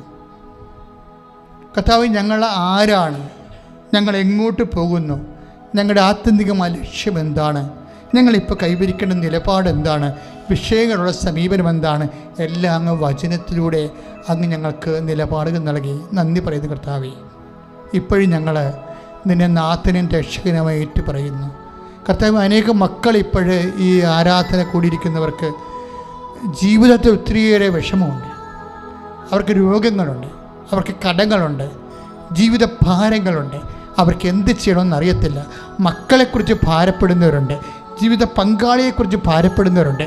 ജീവിതത്തിൽ കർത്താവെ ഒരു ജീവിത പങ്കാളി കിട്ടാത്തവരുണ്ട്, മക്കളില്ലാത്തവരുണ്ട്, പഠന മേഖലയിൽ വിഷമം അനുഭവിക്കുന്നവരുണ്ട്, തൊഴിൽ മേഖലയിൽ വിഷമം അനുഭവിക്കുന്നവരുണ്ട്, ജോലി നഷ്ടപ്പെട്ടവരുണ്ട്.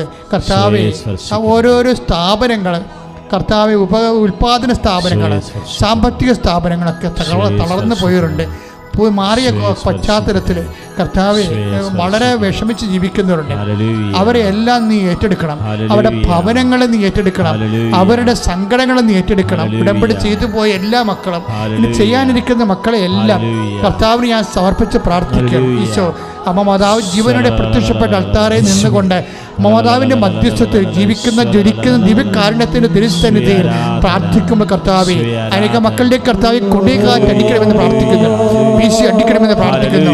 ദൈവത്തിൻ്റെ കരുണ ചൊരിയണം പ്രാർത്ഥിക്കുന്നു. ഈശോ, നിന്റെ വിശുദ്ധ പൗരോഹിത്യത്തെ നീ മഹത്വപ്പെടുത്തണമേ. കർത്താവെ, സഭയിലുള്ള സാന്നിധ്യം ദൃഢമാക്കണമേ. അമ്മേ, പരിശുദ്ധമ്മ ദേവമാതാവേ, എല്ലാ മക്കൾക്ക് വേണ്ടി മധ്യസ്ഥം പ്രാർത്ഥിക്കണമേ. എൻ്റെ കർത്താവിൻ്റെ ഉന്നതമായ നാമത്തിൽ സഭയുടെ അധികാരത്തിൽ കുരിശിന്റെ അടയാളത്തിൽ മാരക രോഗങ്ങൾ, അർബുദങ്ങൾ, ആർബുദ രോഗങ്ങൾ, അസ്ഥി രോഗങ്ങൾ കർത്താവെ, അസ്ഥി ഉരുക്കങ്ങൾ കർത്താവെ, ഗർഭാശയ രോഗങ്ങൾ കർത്താവെ, രോഗങ്ങൾ കർത്താവെ, ഫിക്സ് രോഗം കർത്താവെ, അപസ്മാര രോഗം കർത്താവെ, പ്രഷർ രോഗം കർത്താവെ, ഷുഗർ രോഗം കർത്താവെ, യേശുവിന്റെ ഉന്നതമായ നാമത്തിൽ സഭയുടെ അധികാരത്തിൽ അടയാളം കിട്ടിക്കൊണ്ട് സാക്ഷ്യം പറയാൻ വേണ്ടി കർത്താവേ ഇപ്പൊ പ്രാർത്ഥിക്കുന്ന ഓരോ മകളും കർത്താവേ യേശുവിന്റെ നാമത്തിൽ കർത്താവേ സാക്ഷികളാകട്ടെ, ശ്രദ്ധിക്കട്ടെ കർത്താവേ. എല്ലാവരെയും സമർപ്പിച്ച് പ്രാർത്ഥിക്കുന്നു. രേഖകള്, വസ്തുവിന്റെ പ്രമാണങ്ങള്, പട്ടയങ്ങള്, അന്യകരങ്ങളിലെ അകപ്പെട്ടു പോയവരെ ഈശോയെ അവരെല്ലാം സമർപ്പിച്ച് പ്രാർത്ഥിക്കുന്നു. സ്വർണം നഷ്ടപ്പെട്ടവര്, പണം നഷ്ടപ്പെട്ടവര്, പല സ്ഥാപനങ്ങളിലെ നിക്ഷേപിച്ചിട്ട് ആ സ്ഥാപനം തന്നെ പൊളിഞ്ഞുപോയ അവസ്ഥകള്, വ്യവസായശാലകള്, വ്യാപാരശാലകള് അടച്ചുപൂട്ടപ്പെട്ടവരെ കർത്താവേ ഇപ്പോഴ് അവർക്കെല്ലാം ഉയർത്തെഴുന്നേൽപ്പ് നൽകണമേ, ഉയർത്തെഴുന്നേൽപ്പ് നൽകണമേ. കർത്താവായ ദൈവമേ, ഓരോ വിഷയങ്ങൾക്ക് ഉടമ്പടി ചെയ്തിരിക്കുന്നവരെ, ഉടമ്പടി പുതുക്കിയവരെ അടിയന്തരമായിട്ട് ഇന്ന കാര്യങ്ങള് നടന്നേ മതിയാവൂ എന്ന് ഹൃദയം ശ്വാസമിടിച്ച് പ്രാർത്ഥിക്കുന്നവരെ അവരെ നീ ഏറ്റെടുക്കണമേ. അവർക്ക് സാക്ഷികളാക്കി മാറ്റണമേ. അവർക്ക് ഉടമ്പടിയുടെ സാക്ഷികളാക്കി മാറ്റണമേ. ശ്രദ്ധിക്കട്ടെ.